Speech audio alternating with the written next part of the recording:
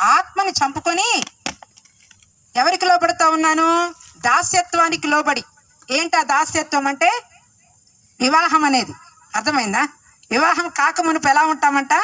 స్వతంత్రులంగా ఉంటామంట. వాళ్ళకి నిర్బంధం లేదు, చక్కగా ఎక్కడికైనా వెళ్ళిపోయి. కాబట్టి వివాహం కాని మీరు చాలా ధన్యులు.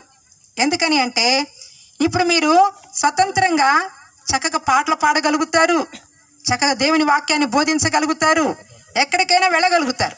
కానీ వివాహం అయిన తర్వాత ఏమైంది అంటే మీరు ఒక వ్యక్తి యొక్క కంట్రోల్లోకి వస్తారు. అర్థమైందా? అయితే ఆత్మదేవుడు పరిపూర్ణంగా నింపబడితే ఎవరి కంట్రోల్లో కూడా ఎవరు కూడా ఉండలేరు.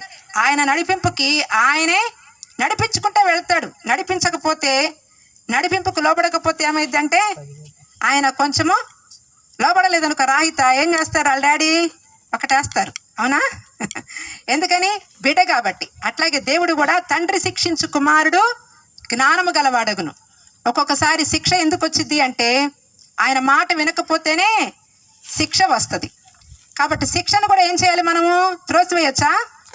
లేదు. శిక్షను కూడా ప్రేమించాలి. శిక్షను ప్రేమించువాడు జ్ఞానము గలవాడని కూడా మన ఈ సామెతల గ్రంథకర్త వ్రాస్తా ఉన్నాడు. ప్రియులారా,